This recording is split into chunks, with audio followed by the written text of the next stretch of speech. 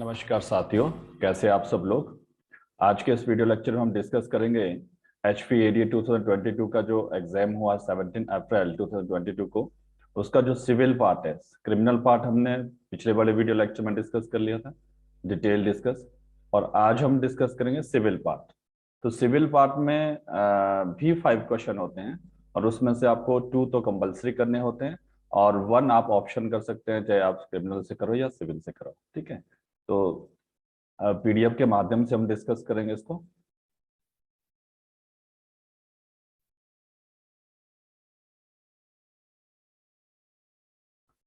और जो नए हैं हमारे चैनल पे, प्लीज हमारे चैनल को आप सब्सक्राइब कीजिए ताकि हम आपके लिए ऐसी इंफॉर्मेटिव वीडियो ला सके और आपको नोटिफिकेशन उसकी मिलती रहे। ठीक है, देखो सिविल पार्ट बी, जो पार्ट बी है सिविल लॉ से आता है। अब सिविल लॉ में जो सेक्शन क्वेश्चन नंबर 6 था, जो क्वेश्चन नंबर 6 था, दैट इज आपका रेस जुडिकेटा से था। क्वेश्चन नंबर 6 आपका रेस जुडिकेटा से है। Landlady filed a civil suit for recovery of possession and maximum profit from her tenant.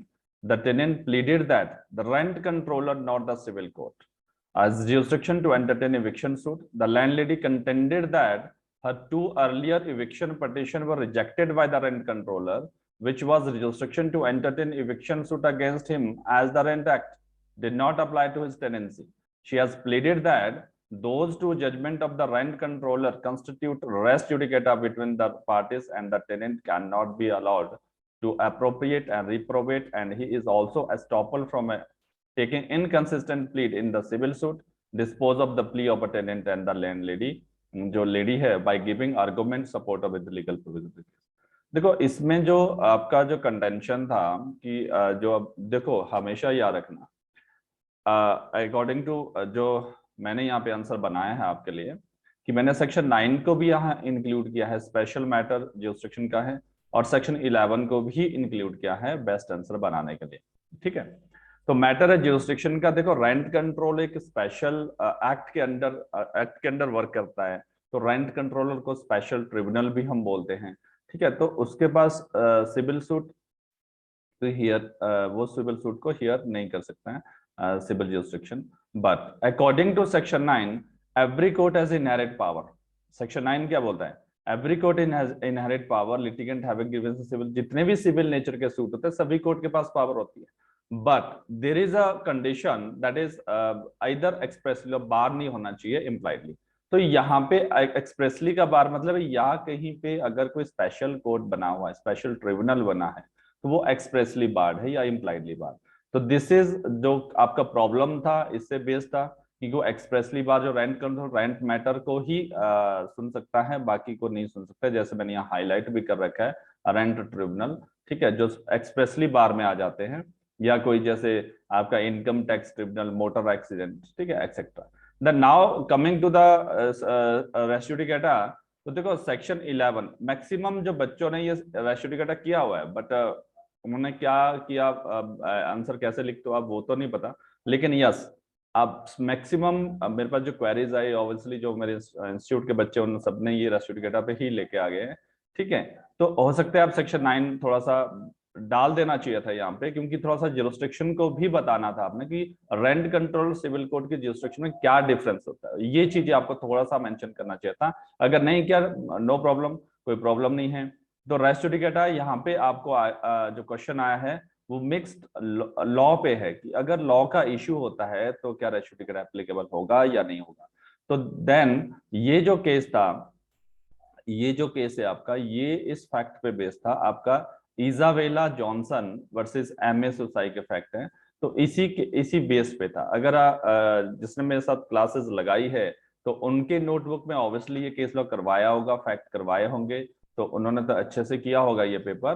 और ठीक है, तो रेस जुडिकेटा इसमें आया, तो ऑब्वियसली इसमें res judicata not applicable, in view of the above discussion, it can be held that earlier judgment of rent control will not operate res judicata competent court द्वारा होना चाहिए। नॉट एस्टॉपल भी applicable नहीं होगा, because competent court कौन सा होगा? अगर सिविल कोर्ट की जुरिस्डिक्शन, सिविल कोर्ट ने कोई मैटर डिसाइड किया है, जो फुली फाइनली डिसाइडेड किया है, आफ्टर दूसरा सिविल कोर्ट उसको हियर नहीं कर सकता है।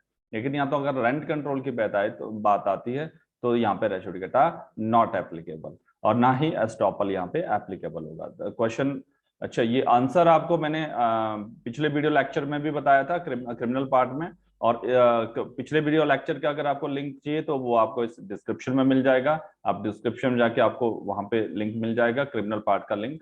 एंड मोरओवर आपका जो ये वाला क्वेश्चन है, तो ये मैक्सिमम सबका मेरे ख्याल से ठीक हुआ है, किसी का कोई गलत नहीं हुआ है। और सबसे बड़ी बात, आप प्लीज अगर ये पीडीएफ आपको चाहिए, पीडीएफ चाहिए, तो आप हमारे ऐप को डाउनलोड कीजिए, इंस्टीट्यूट का ऐप, और डिस्क्रिप्शन में उसका लिंक मिलेगा आपको। तो वहां पे आपको फ्री ऑफ कॉस्ट ये रहेगा, आप वहां से इसको चेक कर सकते हैं डिटेल में, ठीक है। तो और सबसे बड़ी बात यार दोस्तों, अगर आप इसको एक बार शेयर कर दे, लाइक कर दे, सब्सक्राइब कर दे, ताकि हमारे मुझे भी एक बूस्ट अप मिलता है, ताकि मैं और भी वीडियो आपके लिए बनाऊं, ठीक है। तो आप प्लीज शेयर और लाइक कर दें। और नेक्स्ट क्वेश्चन है आपका, ए रेजाइड एट शिमला। देखो क्वेश्चन नंबर 6 का जो बी पार्ट था, ये ज्यूरिसडिक्शन से था, ज्यूरिसडिक्शन सबने किया होगा ये। A reside at Shimla, B at Calcutta and C at Delhi. A, B, C being together at Banaras, B and C make a joint promissory note payable on demand and deliver it to A. Advise A for the place to institute the suit. Support your answer. Provision of the case law. अब देखो jurisdiction तो आप लिख सकते थे, अगर आप थोड़ा सा और भी अच्छा बना सकते थे, यहाँ पे ज्यूरिसडिक्शन क्या होती है, ज्यूरिसडिक्शन के बारे में आप लिख लो। जबकि ज्यूरिसडिक्शन हमेशा ना डिफेंडेंट की कन्वीनियंट होता है, जहां पे डिफेंडेंट रिजाइड करता है, जहां पे जनरल ज्यूरिसडिक्शन, जहां पे डिफेंडेंट वर्क करता है, जहां पे डिफेंडेंट कुछ कॉज ऑफ एक्शन होता है, तो वहां पे आपका ज्यूरिसडिक्शन बनता है अकॉर्डिंग टू 20। यस, मैंने जैसे यहाँ पे आंसर बनाया है आपके लिए, तो पहले आपको ये दे सकते थे कि यस कि अगर मूवेबल प्रॉपर्टी है, मूवेबल प्रॉपर्टी है तो 16 to 18, और इसमें मूवेबल प्रॉपर्टी है तो 19, देन रेजिडरी 20। उसके बाद जैसे ये जो मैटर था, ये कॉन्ट्रैक्ट से रिलेटेड मैटर था, एग्रीमेंट जो पर्सनल एक्शन है आपके, तो दिस मैटर कॉन्ट्रैक्ट हुआ, उनका प्रोमिसरी नोट है, ठीक है, एक एग्रीमेंट हुआ, तो then problem is based personal action, जैसे यहाँ पे बनाया है। तो आप इस तरह से इसको थोड़ा सा डिजाइन कर सकते थे आंसर को।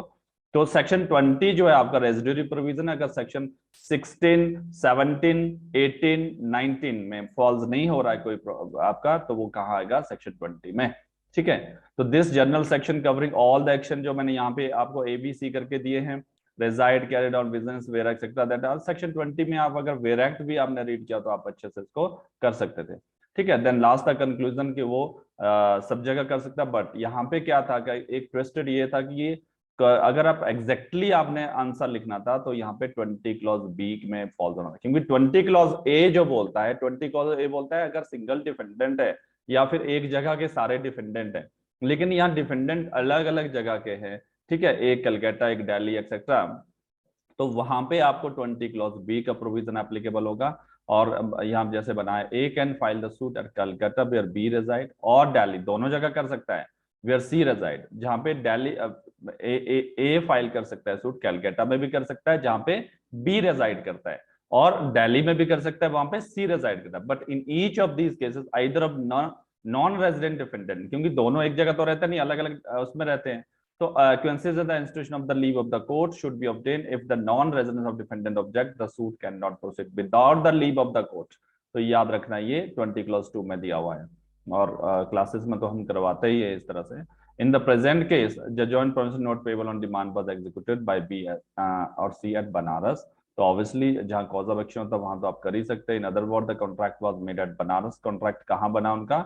बनारस में। So it is settled proposition law that making a contract a part of the cause of action as much as suit can be filed on the basis of the said promissory note at Banaras where the cause of action arose। तो ये तीनों जगह कर सकता था आपका 20 clause B के according, सी के अकॉर्डिंग बी, और सेक्शन 20 में ही कॉज ऑफ एक्शन के रिगार्डिंग दिया हुआ है सी में, तो आप तीनों जगह ये कर सकता था, ठीक है। बट लेकिन जहां पे प्लेंटिफ रेजाइड करता है वहां पे नहीं कर सकता। Then next is very interesting question, क्योंकि दोस्तों देखो आज तक जब भी ये क्वेश्चन सेक्शन 80 था तो आपने देखा होगा एडीए में ये शॉर्ट नोट पे ही पूछा होता है, तो जनरली सब इसको रेडी करके जाते हैं। अगर प्रीवियस ईयर का क्वेश्चन पेपर देखो तो प्रीवियस ईयर में भी ये क्वेश्चन शॉर्ट नोट में आया हुआ है, ठीक है। तो इस बार थोड़ा सा ये प्रॉब्लम बेस्ड पे क्वेश्चन आया था। A plaintiff gives notice under section 20 of civil procedure code and institute a suit before 2 months, but it is allowed to withdraw the same with liberty to file the suit। देखो यहाँ पे एक twisted है, आपको answer इसी question के अंदर दिया हुआ था, withdraw the same with liberty to file fresh suit। Is he entitled to file fresh suit without giving a notice? अब जबकि आपके क्वेश्चन के अंदर ही आंसर दिया हुआ है withdraw the same suit liberty to file fresh suit, तो मतलब उसको सेकंड नोटिस देने की जरूरत नहीं है, वही नोटिस यहाँ पे वैलिड होगा। जनरली जो सेक्शन 80 जो एप्लीकेबल होता है, अगर आप सूट अगेंस्ट गवर्नमेंट कर रहे हो या सूट अगेंस्ट आप पब्लिक ऑफिसर कर रहे हो, जब आप पब्लिक ऑफिशियल कैपेसिटी पे, ठीक है, उसके अगेंस्ट सूट फाइल कर रहे हो, तो देन आपको एक नोटिस देना होता है, ठीक है। डायरेक्ट सूट फाइल नहीं कर सकते, that is mandatory provision section 80। आपको 2 मंथ का नोटिस देना, आपको गवर्नमेंट ऑफिसर को, अगर वो गवर्नमेंट ऑफिशियल कैपेसिटी पे उस पर आप सूट फाइल कर रहे हो, कोई आपका कॉज ऑफ एक्शन आपका वायलेशन हुआ है सिविल राइट का, या फिर अगर कोई गवर्नमेंट के अगेंस्ट आप सूट फाइल कर रहे हो, तो आपको यहाँ पे नोटिस देना होता है, क्योंकि गवर्नमेंट के पास, गवर्नमेंट एक वेलफेयर इंस्टीट्यूशन है, सोसाइटी के लिए वेलफेयर के वर्क बहुत सारे हैं गवर्नमेंट के पास, तो गवर्नमेंट को एक अपॉर्चुनिटी ग्रांट करते हैं कि 2 मंथ के अंदर अगर कोई आपका कोई इशू है तो उसको रिजॉल्व करे, after 2 month you can go to the court, ठीक है। तो इन दैट केस एक प्रोविजन है सेक्शन 80 सीपीसी में, जहां आपको प्रायर नोटिस मैंडेटरी है, ठीक है। यस, अगर एक्सेप्शनल केसेस है तो सेक्शन 80 क्लॉज 2 है, जहां पे अर्जेंट नेचर के मैटर है, तो वहां पे आप विदाउट नोटिस भी सूट फाइल कर सकते हैं, बट वो कोर्ट के ऊपर डिपेंड करता है, बट उस पर अभी हम नहीं जाएंगे। तो ये जो आपका प्रॉब्लम था, इसमें क्या था कि आपको जब नोटिस दिया था, ठीक है, बिफोर 2 मंथ, मतलब बिफोर 2 मंथ अभी कंप्लीट नहीं हुए थे, नोटिस तो दे दिया, उससे पहले ही सूट फाइल किया, मतलब 60 डेज के अंदर अंदर सूट फाइल किया, नोटिस दे दिया, बट उसने सूट भी फाइल कर दिया, तो यहाँ पे कोर्ट ने उसको एक लिबर्टी दी, विड्रॉ कर दिया उसने सूट, उसको बोला गया तुम फ्रेश सूट फाइल करो जब 2 मंथ पूरे हो जाएंगे, ठीक है। तो इन दैट केस उसको फ्रेश नोटिस देने की जरूरत नहीं थी, उसको fresh note, in view of about discussion plaintiff can file a fresh suit without serving a fresh notice, this is the जो आंसर इसका आना था, तो उसको नोटिस देने की जरूरत थी, जबकि आपके क्वेश्चन में ही आंसर था withdraw the liberty to file suit. यहाँ देखो इसी केस के ये फैक्ट है, अगर आपको ये केस पता होगा तो, ठीक है। Fresh notice under section 80 is not necessary where the suit is instituted, but that is withdrawn with the liberty to file a fresh suit. तो अब कोर्ट ने जब आपको फ्रीडम दे दी कि आप फ्रेश सूट फाइल कर दो, तो मतलब सीधे आपको समझ जाना चाहिए था कि यहाँ पे नोटिस देने की जरूरत नहीं है। नेक्स्ट जो सेकंड क्वेश्चन था, ये रेस्टिट्यूशन था। जनरली इसको भी शॉर्ट नोट लेके ही चलते हैं स्टूडेंट्स, कि शॉर्ट नोट ही रेडी करें, ठीक है। तो A obtain a decree against B for possession, B filed appeal against the decree and obtain stay of delivery, the appeal was allowed and the suit dismissed. Against the dismissal, A preferred to a second appeal and that was allowed and the decreased trial court restored. A applied for restitution for money profit from the date of stay order of the first appellate court to the date of the decree of the second appellate court. Is A entitled to money profit claimed? यहाँ पे ये था कि क्या वो मैंने profit को claim कर सकता है कि नहीं कर सकता। देखो दोस्तों, सेक्शन 144 रेस्टिट्यूशन की बात कर रहा है, रिस्टोरेशन, ठीक है, हमेशा इसलिए तो सबऑर्डिनेशन को बनाया गया, ठीक है, सबऑर्डिनेशन को बनाया गया है। आप सिविल जज के पास केस फाइल करते हो, सिविल जज ने कुछ डिक्री पास कर दिया, आफ्टर दैट वो सेट असाइड हो गया। अब डिक्री जब होता तो एग्जीक्यूशन में चले जाओगे, यस, अब आप स्टे लेके आओगे, बट वो डिफरेंट थिंग है। तो अब लेकिन जो आपको ओरिजिनल पोजीशन में उसको रिस्टोर करना, जो ऑर्डर एपेलेट कोर्ट से आता है, तो यहाँ पे वो मैंने प्रॉफिट को कर सकता था, ठीक है। तो आपको इसमें 144 का प्रोविजन लिखता है, दिस इज मैक्सिम जो रिलेटेड टू 144, जो act of the court shall harm no one, ठीक है, एक्ट कोर्ट के एक्ट की वजह से किसी को अफेक्ट नहीं होना चाहिए, फॉर दैट पर्पस यहाँ पे सेक्शन 144 है। तो 144 आप लिख सकते थे, ठीक है, अच्छे से लिख सकते थे, सबने पढ़ा होगा। Restaurant sort we must respect degree and reserve, ठीक है, वैरी करता है, कोई सेपरेट सूट फाइल करने की आपको जरूरत नहीं है, 144 की एप्लीकेशन लगा लो, देन स्टोर हो जाएगा, ठीक है। ऑब्वियसली डिग्री की कॉपी तो होगी, उसमें लिखा है कि एनी डिग्री, जो भी कोर्ट डिग्री पास करता है जो रिवर्स होती है, मॉडिफाई होती है, तो यहाँ पे आपको रिस्टोरेशन मिल जाएगा। तो इन view of above discussion, it can be held that A is entitled main profit from the date of stay order of the first appellate court till the date of decree passed by the second appellate court. So this is the right answer of the question number 7B, ठीक है। तो इस तरह से आपको इसका answer देना था। Then now next is section 8। अब देखो जनरली एडीए के एग्जाम में जो आज तक का पैटर्न था, हिंदू मैरिज एक्ट से या हिंदू सक्सेशन से हम क्या पढ़ के जाते थे, तो हम ये तैयारी करके जाते डाइवोर्स से आएगा, मेंटेनेंस से क्वेश्चन आएगा, लेकिन इस बार बिल्कुल ही डिफरेंट था, ठीक है। या फिर हम सोचते कि सेक्शन 6 सक्सेशन से क्वेश्चन आएगा, मैक्सिमम यही रेडी करके जाते हैं, लेकिन इस बार इन्हें कस्टमरी लॉ से आपका क्वेश्चन डाला था, सेक्शन 8 क्लॉज है, ये बिफोर 1956 पार्टीशन से क्वेश्चन था, सिवियरेंस ऑफ स्टेटस से क्वेश्चन था, ठीक है। सेकंड जो क्वेश्चन यहाँ पे पूछा गया इन्होंने सेक्शन क्वेश्चन नंबर 8B का, वो अनएक्सपेक्टेड क्वेश्चन था, कभी किसी ने सोचा नहीं होगा रजिस्ट्रेशन से क्वेश्चन आएगा, ठीक है। तो सेक्शन 8 हिंदू मैरिज एक्ट से क्वेश्चन आया हुआ है, लेकिन हमेशा क्लास में तो चलो आपको करवाया ही होगा ये सारी चीजें, पार्टीशन तो बहुत अच्छे से करवाया होगा, और ऑब्वियसली यही एग्जाम्पल हम क्लास में ही करवाते हैं, और वही एग्जाम्पल आपको एग्जाम में आ गया, ठीक है। तो देखो मैक्सिमम ने इस क्वेश्चन को क्या समझा, सक्सेशन एक्ट सेक्शन 14 में डाल दिया, सेक्शन 6 एक्सेट्रा करके, लेकिन ये सेक्शन सक्सेशन एक्ट से था ही नहीं, ठीक है। यहां देखो क्वेश्चन के अंदर ही लिखा है, बिफोर लिखा है यहाँ पे, तो A and B are two brothers constituted joint Hindu family, ये जॉइंट हिंदू फैमिली है, ठीक है, दो ब्रदर है, जॉइंट हिंदू फैमिली है, दोनों जॉइंट हिंदू फैमिली के मेंबर है, ठीक है, जॉइंट मेंबर है। Before coming into the operation of Hindu succession act 1956, अभी तक आपका कोडिफाइड लॉ आया ही नहीं, ठीक है।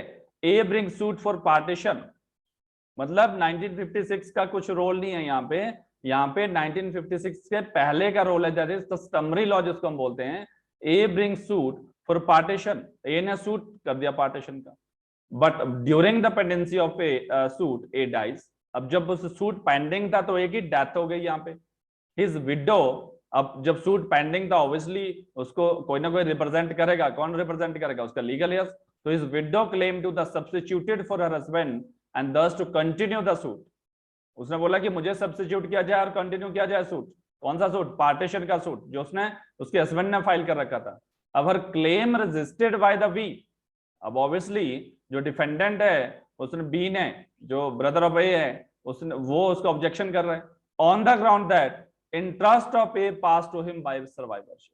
देखो 1956 से पहले क्या था, अगर ए और बी जॉइंट फैमिली, अगर वो जॉइंट मेंबर डेथ होती है, as a joint member death होती है, जो उसका शेयर है वो कहाँ जाना था, वो लीगल एयर्स में डिवाइड नहीं होगा, वो कहाँ जाएगा, सर्वाइवरशिप के थ्रू, जो कोपार्सन सर्वाइव कर रहे हैं उसको। लेकिन यहाँ पे वेरी इंपॉर्टेंट था कि ये पार्टीशन का सूट फाइल किया था, जब भी पार्टीशन, अब डिमांड कर रहा था, ए क्या मांग रहा था, पार्टीशन मांग रहा था फ्रॉम बी, ठीक है। अब पार्टीशन कब से, वो क्या, वो यहाँ पे क्वेश्चन ये था whether he died as a separate member और जॉइंट मेंबर, अगर सेपरेट मेंबर उसकी डेथ हुई है तो सर्वाइवरशिप के थ्रू नहीं जाएगा, अगर जॉइंट मेंबर उसकी डेथ हुई है तो देन यस सर्वाइवरशिप एप्लीकेबल। तो under the Mitakshara school law partition means two things, severance of status of interest, actual division of property according to share with also known as meets and bonds। तो severance of status कब हुआ उसका, देखो जब हम communication करते हैं, अगर कोई पर्सन को पार्सन एरिया वो चाहता है उसको पार्टीशन चाहिए, जब वो कम्युनिकेट करता है, इधर करता को या कोपार्सन को, बहुत सारी जजमेंट्स है इसके ऊपर, मैंने अच्छे से डिटेल में करवाया भी होगा, और ये सेम एग्जांपल हम करवाते हैं एग्जाम आपका क्लास में। तो देन तो यहाँ पे सीवरेज ऑफ स्टेटस सूट, जब आप सूट फाइल करते हो, जब सूट के थ्रू भी आप पार्टीशन क्लेम कर सकते हो। अब मान लो सपोज एक बार आप स्क्रीन पे देखना, मान लो सपोज ए ने जब सूट फाइल किया, ए ने यहाँ पे सूट फाइल किया, ठीक है, किस चीज के लिए, उसने डिमांड किया, मतलब एक तरह से डिमांड किया। अब यहाँ पे अभी तक बी को कम्युनिकेशन नहीं हुआ, कम्युनिकेशन वेरी इंपॉर्टेंट, पार्टीशन में के लिए कम्युनिकेशन बहुत ज्यादा इंपॉर्टेंट है। अब कम्युनिकेशन कब से होगा, वो डिफरेंट मेथड में डिफरेंट से अप्लाई होता है। तो यहाँ पे सूट से रिलेटेड है हमारा कि सूट जब पार्टीशन का होता है तो कब आपका कम्युनिकेशन माना जाएगा। तो अब देखो जिस जिस दिन सूट फाइल का उस दिन कम्युनिकेशन बी को नहीं हुआ, जिस दिन कम्युनिकेशन होगा उस दिन वो सेपरेट मेंबर, तो प्रिजम्पशन भी है इसमें। ठीक है, तो इन दैट केस अब मान लो जब सूट फाइल फिर आपका सूट ऑफिस रिपोर्ट में लगता है। ठीक है, प्रैक्टिकली अगर आप देखो ऑफिस रिपोर्ट के बाद समन इश्यू होता है, समन इश्यू हुआ। अब समन इश्यू होने के बाद यहां पे समन सर्व हुआ, जिस दिन समन सर्व हुआ उस दिन कम्युनिकेशन हो गया बी को, कम्युनिकेशन टू बी। अब बी को कम्युनिकेशन हो गया तो मतलब ये अब इसके बाद मान लो इसकी डेथ हो जाती है, अगर ही डाइड लेटर ऑन तो then he died as a separate member not a joint member. ठीक है, that is the question here. तो ए की जब डेथ हुई यहाँ पे वो एज ए सेपरेट मेंबर उसकी डेथ हुई है, ना कि जॉइंट मेंबर उसकी डेथ हुई है। तो in that case according to our जो क्वेश्चन है, ठीक है, तो सीवियरनेस ऑफ स्टेटस हो गया। ठीक है, जब आपका इंटेंशन जो होती है वो कम्युनिकेट हो जाती है to the other person, to the coparcener. तो ये आप यहाँ पे देख सकते हो, मैंने यहाँ पे बनाया भी आपके लिए आंसर अच्छे से। In the case of A and B are two brother member of joint Hindu family born by Mitaksha school Hindu. A sues B to partition under Mitaksha case law, filing a suit for partition among the clear and clear declaration of intention to partition of joint family, which immediately result in severance of status as stated above, even before suit is finally decided.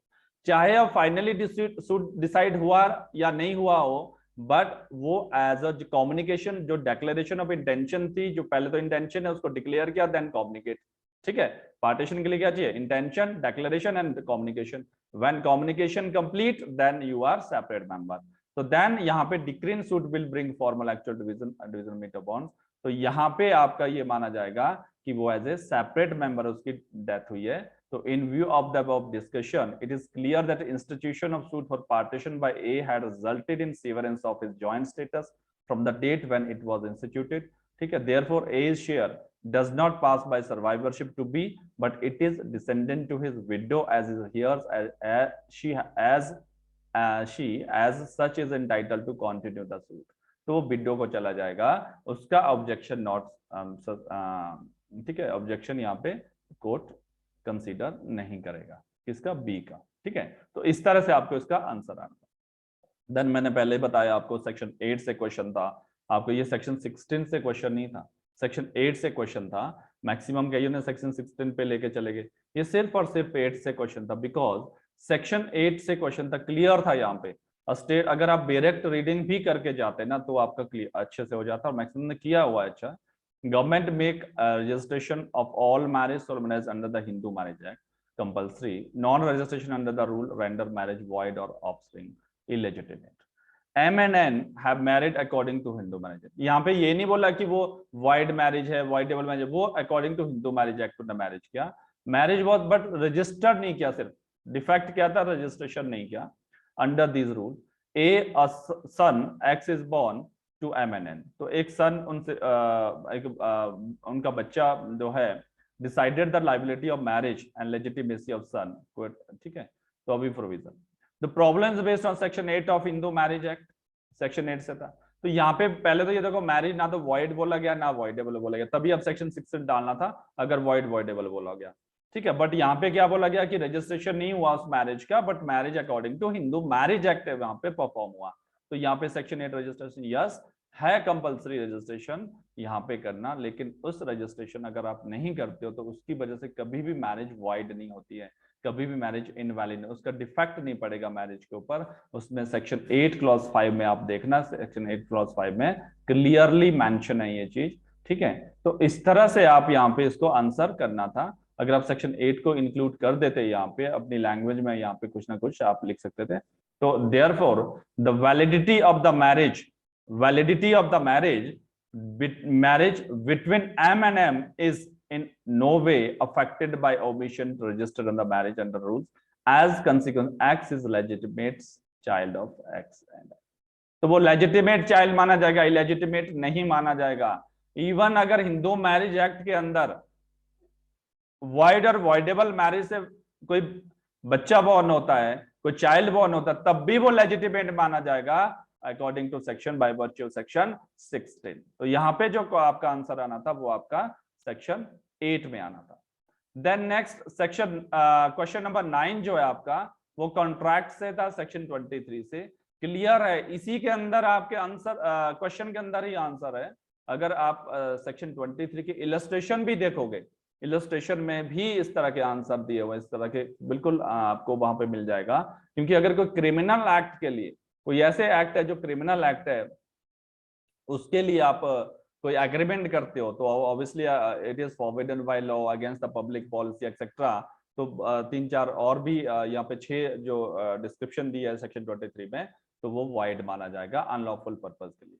A agree with B to print libellous matter against C और B, in consideration pay 500 to A in advance and promise to pay 10,000 more after the matter printed. B claim back the advance from A, decided give reason to answer and supported answer.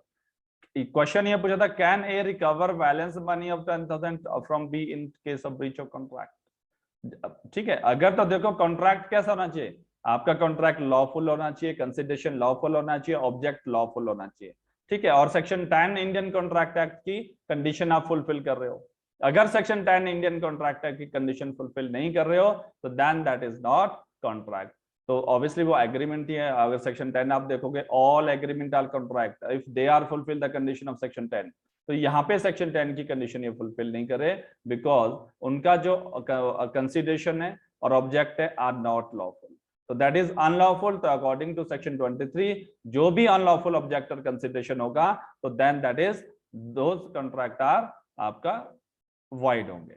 तो यहाँ पे section 23 आपको mention कर लेना चाहिए था। Section 23 में सारे आप डाल सकते थे यहाँ पे कि forbidden by law is of such nature that, ठीक है, फ्रॉडुलेंट इन्वॉल्व इम्प्लाइज एक्सेट्रा। अगर अनलॉफुल पर्पज है तो every contract void is unlawful क्या होगा, वाइड कॉन्ट्रैक्ट होगा। तो ऑब्वियसली यहाँ पे लिख सकते थे आप ये सब चीजें। तो देन ये यहाँ पे जो मेन आपका यहाँ पे है सेक्शन, ये वाला केस है, इसमें ये डिस्कस भी हुआ है, इसमें बहुत सारी चीजें दी है। In general court refuse to give relief to party to illegal contract, ये वेरी इंपॉर्टेंट ये जजमेंट। इलीगल कॉन्ट्रैक्ट के लिए कभी भी आपको रिलीफ नहीं मिलेगा, बिकॉज जो पार्टिस पे क्रिमिनल्स, जो खुद क्रिमिनल का पार्टनर है उसमें, वो पार्टनर है उसमें, आपने कॉन्ट्रैक्ट किया है और पार्टनर ने उसे इलीगल एक्ट के लिए can not obtain refund of money paid under the unlawful agreement. तो दिस एग्रीमेंट इज अनलॉफुल, है ही नहीं, वॉइड होगा। तो India transfer property unlawful section 23 can not recover. तो 23 में ये रिकवर नहीं कर सकते हैं। आपको आंसर पता लग गया है इसका। तो इन दैट केस कंक्लूजन देखो, in the present case the agreement between A and B definitely involve or implies injury to the person of C. Therefore, the agreement is void as declared by 23 of Indian Act. Injury to other person, obviously libelous matter को print करना, injuries to C, तो then that is आपका यहाँ पे unlawful purpose है, unlawful consideration, sorry unlawful object है। तो according to section 23 this is void agreement। तो both the parties to agreement were in knowledge, अब उनको पता है कि हम क्या कर रहे हैं, illegality के बारे में knowledge thereof, and as such we are in pari delicto, neither A can recover his advance money passed to B nor B can recover the balance amount agreed to be paid on publication। ठीक है, तो यहाँ पे दोनों यहाँ पे वो recover नहीं कर सकते थे अकॉर्डिंग टू सेक्शन 23। देन जो नेक्स्ट क्वेश्चन है, नेक्स्ट क्वेश्चन आपका जनरली सेक्शन 28 से आया था, एसआरए से था ये क्वेश्चन। और अगर आप एसआरए सेक्शन 28 देखोगे तो उसमें ये आपको मिल जाएगा। A agree to sell his house to B 15 lakh, 15 lakh में एग्रीमेंट हुआ। 5 lakh were paid in advance, 5 lakh advance दिया गया। After 1 month further 5 lakh were paid, उसके बाद 5 लाख और दे दिए 1 मंथ बाद। A put B in possession of the house and balance amount 5 lakh, कितने बच्चे, 5 लाख फिर बच्चे थे, was to be paid on completion to paperwork on registration of sale date. A failed to keep his commitment, failed to keep his commitment. We filed suit for specific performance of contract, which is obviously specific performance का suit आप file कर सकते हो। Court allow B to period of 2 months to make the balance payment. Court ने 2 महीने का वक्त दिया, ठीक है, कि 2 महीने का, ठीक है। However B fail to make the payment of 5 lakh, B जो टाइम पीरियड है उसमें फेल हो गया within the time allowed, by the court. जो भी टाइम अलाउ दिया था बी को कि 2 महीने के अंदर आप 5 लाख की पेमेंट कर दो तभी परफॉर्मेंस होगा, डिग्री एग्जीक्यूट होगी, तो उसमें कंडीशनल था यहाँ पे, तो वो फेल हो गया। उसने 2 महीने के अंदर वो पे नहीं किया। A then applied for rescission, yes, फिर उसके बाद ए ने उस डिक्री और कॉन्ट्रैक्ट के बेसिस पे रिसेशन के लिए अप्लाई किया। अब मेन जो क्वेश्चन था आपका वो रिसेशन था, ठीक है। Will A succeeded. अब ये यहाँ क्वेश्चन देखो, मैंने हमेशा बोला आपको लास्ट क्वेश्चन के लास्ट में कंटेंशन देखो, कंटेंशन क्या पूछा गया है, एग्जामिनर की इंटेंशन क्या है, वो क्या चाह रहा है आपसे एग्जामिनर। तो आपको ये चीजें बड़ा इंपॉर्टेंट रहती है एग्जाम में।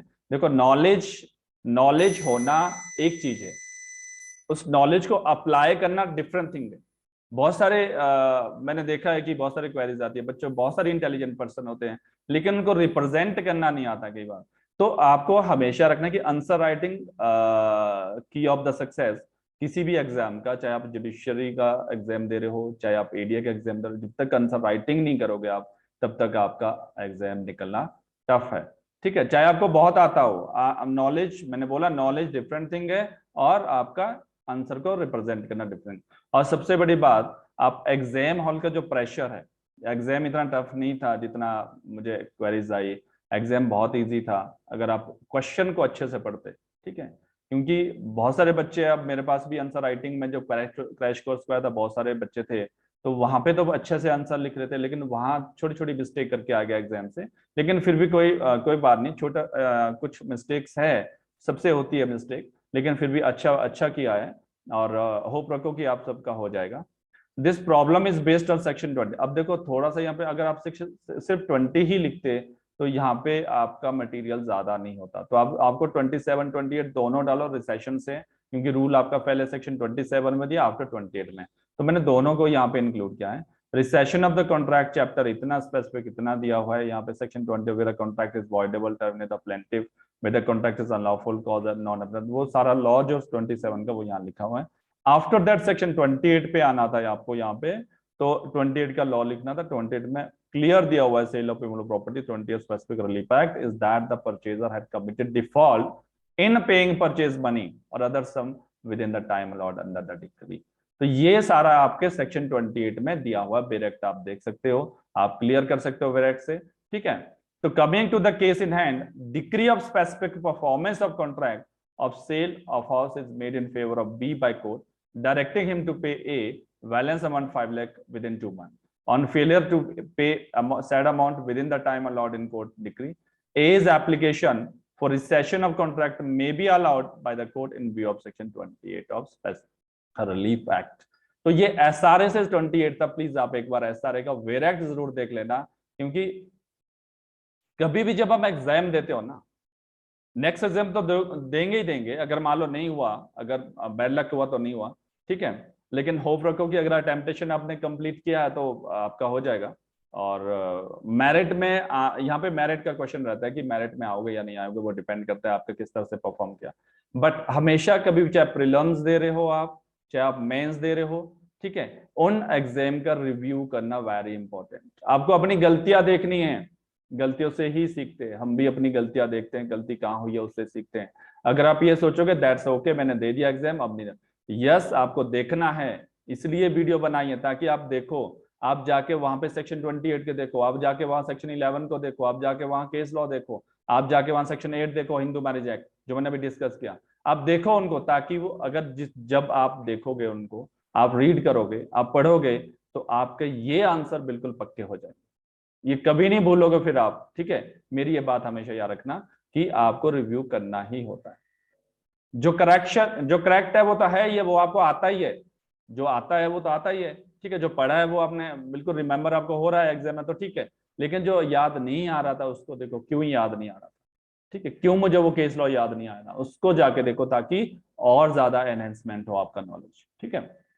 Then now next question very easy. Executing court cannot go behind the decree. However, it does not mean court no duty to find out. Yes, ऐसा मतलब पहले तो आपको executing court cannot go section 47 से था, मैंने यहाँ पे सेक्शन 38 37 एग्जीक्यूशन के बारे में डाला। पहले एग्जीक्यूशन होता क्या है, ठीक है, एग्जीक्यूशन कहीं पे डिफाइन नहीं है सीपीसी के अंदर। एग्जीक्यूशन एनफोर्समेंट और डिक्री और ऑर्डर, यस एग्जीक्यूट करना होता है जो कोर्ट ऑर्डर पास करता है।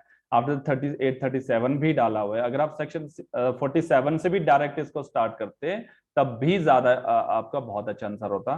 तो आप यहाँ पे मैक्सिमम ने किया हुआ है, ये क्वेश्चन बहुत अच्छा किया हुआ है।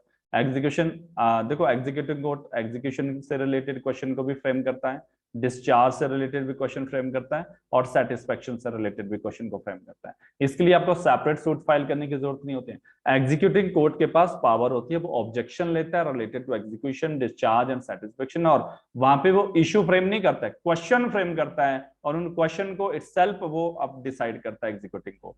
लेकिन वो डिक्री की मेरिट पे नहीं जाएगा, डिग्री की मेरिट पे नहीं जाएगा, यस, बट ऐसा नहीं है कि वो टोटली बार है। तो जनरल रूल तो यही है कि executive court can not go behind the degree. ये तो मैंने सेक्शन यहाँ पे डाला हुआ है आपके लिए, ये तो सेक्शन की लैंग्वेज है, तो ठीक है। But it must take the degree as कि वो जो डिग्री है वो एग्जीक्यूटेबल है और वो कॉम्पिटेंट कोर्ट ने पास की है डिग्री, ठीक है, इन दैट केस। बट इसका मतलब ये नहीं है कि वो कुछ और मैटर डिसाइड नहीं करता। Yes, executive court can set aside the decree comes to the conclusion that is passing against a dead person। अगर डेड पर्सन के अगेंस्ट पास हुए तब भी वो सेट असाइड कर सकता है, या फिर no apparently had no jurisdiction, जो कोर्ट ने ज्यूरिसडिक्शन पास किए, तब भी एग्जीक्यूटिव कोर्ट इस पे क्वेश्चन कर सकता है। तो यहाँ पे याद रखना था, लास्ट में पूछा गया था, दो तरह से क्वेश्चन को डिवाइड किया गया था आपका। पहला, executive court cannot be behind the decree, however it does not mean that court has no duty to find the true effect of the decree। yes, he has the duty, उसकी duty है। क्या ये competent court ने पास किया? Yes, अगर competent court ने पास किया then वो कुछ नहीं कर सकता है। लेकिन यस, अगर नो कोर्ट की जुरिसडिक्शन नहीं है जिसने वो डिग्री पास किया, देन ही कैन, आपका चाहे वो पेक्यूनियरी जुरिसडिक्शन हो, चाहे टेरिटोरियल जुरिसडिक्शन हो, judgment debtor person is make a degree, the executing court is entitled to refuse to execute, तो वहां पे रिफ्यूज कर सकता है बिकॉज वो कॉम्पिटेंट कोर्ट ने पास नहीं किया डिग्री। तो ये लास्ट वाले का आंसर भी आपको यहाँ पे डाल दिया मैंने नंद गोपाल वाले केसेस में। आफ्टर दैट इस तरह से आपको इसको डिसाइड करना था। आफ्टर दैट वेरी इंटरेस्टिंग जो आपका क्वेश्चन नंबर 10 का बी था, इसमें 4 वही शॉर्ट नोट, इस बार एग्जामिनर ने क्वांटिटी ऑफ द जो टॉपिक की क्वांटिटी है वो बढ़ा दी, और मेन जो टॉपिक है जो मैक्सिमम सब पढ़ के जाते हैं, चाहे रेस्ट जुडिकेटा देखो, चाहे रेस्ट सब्जुडिस, एंटिसिपेटरी बेल देखो, एफआईआर देखो, आपका कॉग्निजेबल नॉन कॉग्निजेबल देखो, आप चाहे कल्पेबल होमिसाइड मर्डर देखो, और अबडक्शन किडनैपिंग, ये सारे शॉर्ट नोट में डालते हैं। लेकिन इसमें ज्यादा आपने टाइम वेस्ट नहीं करना था, ये पेपर ट्रिक पेपर था, आपको कंफ्यूज करने के लिए था। आपको इसमें ब्रीफली पूछा, कहीं एक्सप्लेन द फॉलोइंग टर्म लिखा था, कहीं पे आपको लिखा था कि शॉर्ट नोट लिखो, कहीं पे ब्रीफली उसको एक्सप्लेन करो। तो उस तरह से आपको 2 मार्क्स के थे, 10 नंबर का तो टोटली क्वेश्चन है ये बी वाला, ठीक है। तो 4 है इसके अंदर, 4 पार्ट में डिवाइड कर रखा है। तो आप कितना लिखना था, थोड़ा थोड़ा लिखना था इसका, ज्यादा आपको डिटेल में टाइम वेस्ट नहीं करना था। यहाँ पे मार्क्स तो 10 में से ही मिलने हैं, ठीक है। तो इन दैट केस यहाँ तो चलो मैंने बड़ा भी बनाया है थोड़ा सा, बट आप इसको देख sir, rest means object of, मतलब आपको सिर्फ इसका मीनिंग वगैरह लिखना था, ऑब्जेक्ट लिखना था थोड़ा सा, और सेक्शन लिखना था, प्रोविजन लिखना था कि कौन से प्रोविजन में ये फॉल्स हो रहा है, ठीक है। तो ये मैंने यहाँ पे आंसर बनाया है। इफेक्ट ऑफ द कंट्रावेंशन अगर इफेक्ट होता है, या पुखराज डी जैन केस भी डालो है, इतना इतना ये बहुत ज्यादा आंसर है, ये तो 10 नंबर के लिए भी सफिशियंट है।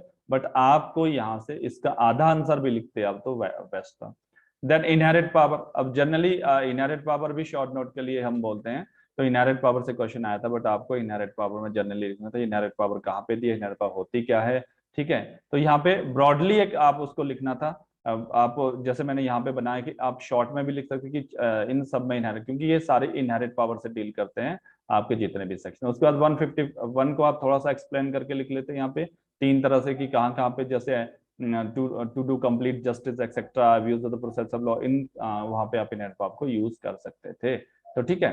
Then next is suit of civil nature, yes section 9 से क्वेश्चन था, सिविल सबने पढ़ा होगा और सबने किया भी है ये, और इसमें भी आपको जुरिसडिक्शन से रिलेटेड सिविल सूट नेचर है। सिविल सूट नेचर कौन से होते हैं, जो जहाँ पे सिविल लीगल राइट वायलेशन होता है, और देन आपके पास कॉज ऑफ एक्शन अरोज होता है, जहाँ पे जो नॉट बेस्ड ऑन प्योरली आपका रिलीजियस बेस पे नहीं होना चाहिए, ठीक है, वो कवर नहीं होते सिविल सूट में एक्सेप्ट, उस तरह से आपको देना था। और अगर एक डेफिनेशन भी दे देते सिविल सूट की आप यहाँ पे, तो आपका काम हो जाएगा।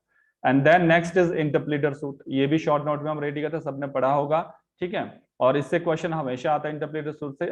इस बार बस ये कि क्वांटिटी थोड़ी कम लिखनी थी आपको यहाँ पे, तो इंटरप्लीडेड सूट आप प्रोविजन लिखते, थोड़ा सा प्रोसीजर लिखते, कंडीशन लिखते, दैट्स ओके। ठीक है sir, section 35 sorry order 35 section 88 में था इसका, प्रोसीजर 38 में 35 में दिया, जैसे यहाँ पे बनाया हुआ है प्रोसीजर यहाँ पे 38 में दिया हुआ है, और इस तरह से आपको इसका आंसर देना था। तो दोस्तों दिस इज ऑल अबाउट आपका सिविल पार्ट, आपका एडीए का 2022 का। और नेक्स्ट